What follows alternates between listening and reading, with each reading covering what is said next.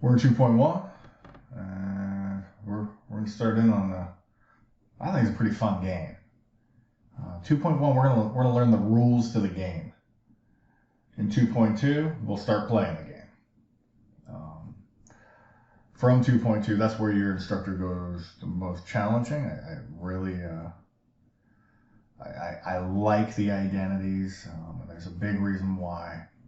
If you have a good handle on that, it says a lot about your trigonometry skills. So I push it. But in 2.1, we're just gonna learn the rules of the game. We're gonna go through. It's like, what are you required to know before you're allowed to go play the 2.2 games? All right, you don't want to go in there. You don't want to go straight from high school basketball right into frickin' the NBA. You're not LeBron James. You might need to go to college for a little bit. You know what I mean? Get them skills up before you go play. I'm not saying that doing identities or going to the NBA, but I'll shut up. Let's move. Here we go. Let's just start with these. Stuff you're supposed to know. How you feeling about this? That cosecant is the reciprocal of sine. You just flip it over. Did you know that cosine's 1 over secant? You just flip that one over? That they're reciprocals of each other. Don't let the notation fool you. I'm just saying that we flip them over. Remember that? Like, if tangent of u, they like u for some reason, I don't know why, is 3 over 4, then cotangent of u is equal to 4 over 3. So we flip the ratio over. That's just another way of saying it. That means reciprocal. 1 over means flip that shit over. Okay, moving on. So you might get to this point and you're like, dude, I know that stuff. I know that they're reciprocals. Dope. Moving on. We go to our next. The quotient identities. Did you know that tangent was sine over cosine? If you didn't, I don't know. I'm shocked. I'm amazed. I'm pretty sure you knew that. All right. And then cotangent is cosine over sine. Because everything's made up of just sines and cosines. Everything. Everything. You know sine and cosine, everything else becomes mellow. That's going to be a real big game. I'm giving you one of the tricks to do an identities. Be like, change everything to sines and cosines. This isn't a big deal. We're good. Now we move into the next. All right, there's these Pythagorean identities. And while,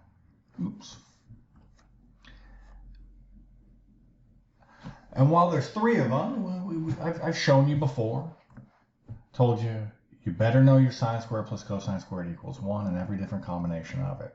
That was for your first test. Put that on there, and I used the combination. I used this thought process, the same thing we're doing now, but you've been doing this a little bit at a time in your homework, where it says show the identity on the left, or the portion of the equation on the left is the equivalent of that to the right. Those games show the identity is true. That's what we're going to start doing with it. So we have sine squared plus cosine squared equals 1. We have 1 plus tangent squared of u is equal to secant squared u. That can be a theta, that can be an x. Don't let the u fool you. And then we have our last one, and this doesn't get used quite as much, but you need to know it in a trig class. If you were, it's used a tiny bit, just for setting stuff up, but not quite as much, but you need to know all of them.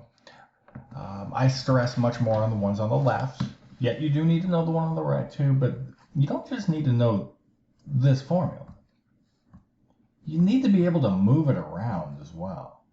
Like maybe subtracting over the sine squared and going cosine squared of u is equal to 1 minus sine squared. You need to know that as well. That's just subtracting the sine squared over to one side. What's also true? Sine squared of u is equal to 1 minus cosine squared of u. That's just by, again, just adding this stuff over. Just moving it. So it's not just knowing sine squared plus cosine squared equals 1. We're actually going to want to start looking for this. If you can create a 1 minus sine squared, you can change stuff into cosine squared. It's kind of cool. So you can go back and forth between sine squareds and cosine squareds, turning them into each other. Well, the same thing is going to be true as we go through with our 1 plus tangent squared. So this time, I'll show it. Let me go minus 1 and minus 1. So now what you end up with, I'll use a different color. Tangent squared of u is equal to secant squared minus 1. That's secant squared of u. You could call it x if you wanted to. But I could have done this very differently. Instead of subtracting over the 1, what if I did this instead? What if I just subtracted out the tangent squared? What is going to be left on the left-hand side? Just 1. And it says that 1 is equal to secant squared of u minus tangent squared of u. Dude, that's a lot to remember. Look at this. So this one actually turned into 3 things to remember. This one turned into 3 things to remember. Oh gosh. And the same thing's going to happen over here. And I'll just run this one quickly and say that cotangent squared of u is equal to cosecant squared of u minus 1 by subtracting the 1 over.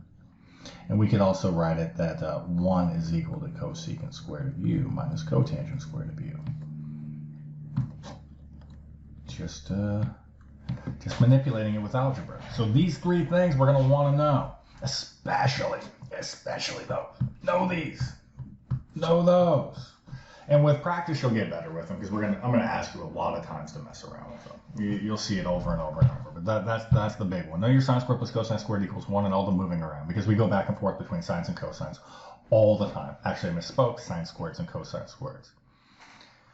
All right. Now, the next things we're going to need to know, I've been hinting at, talking about a little bit, but now we're here. It's the cofunction identities, and it's the even and the odd identities.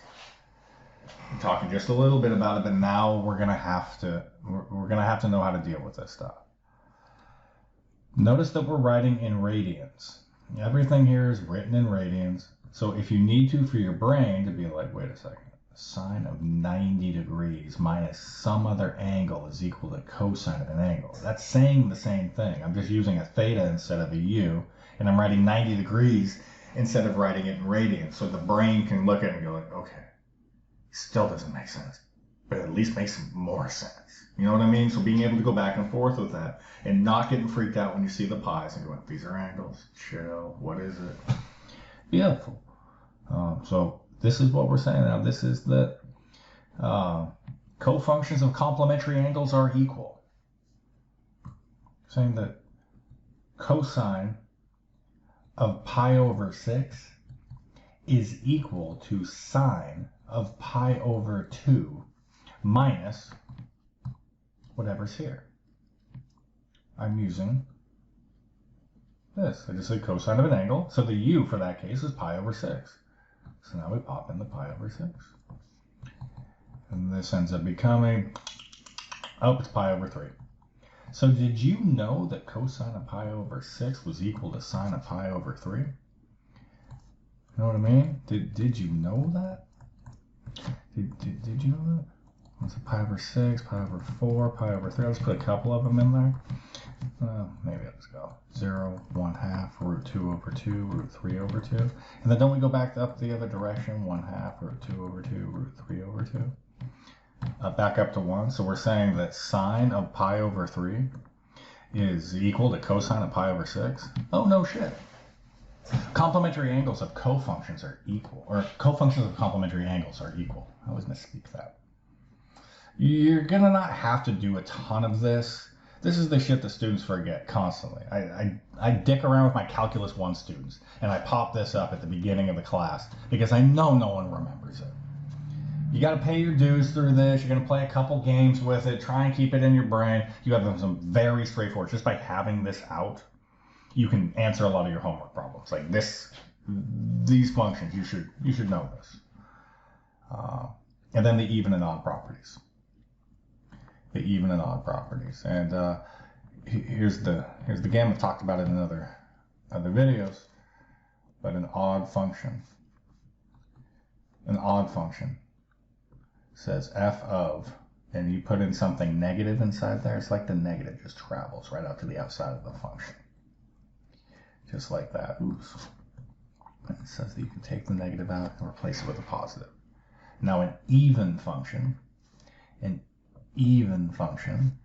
would say it doesn't matter whether you plug in the negative or the positive of that x value, it's still the same thing.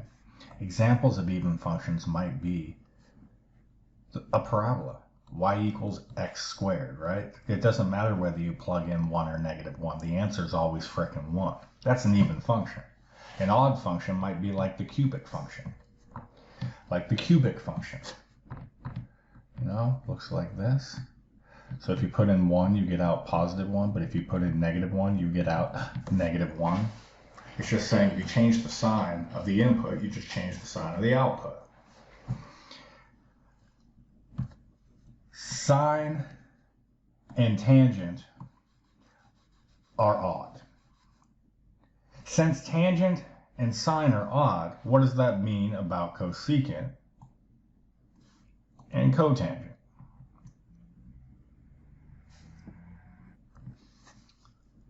So we have they're all odd. They're reciprocals. Come on. It's not going to matter about the sign just because you flip something over. Get the heck up out of here. And then we have the two functions that are even. Cosine's the oddball. Just like remember in 1/7 why everything sucked with cosine. It was weird. Yeah, it's different. It's different than sine and cosine. It's the even function. Except now, cosine, that even function, that's just going to make life better, not worse. So there it is. You're going to need this material to do all of your homework. I think just by having this sheet out, I'm going to post this one right on your Canvas page. You have this out. It's going to help you to answer the first 8 problems in your homework. I'll come back and we'll start seeing some of the games.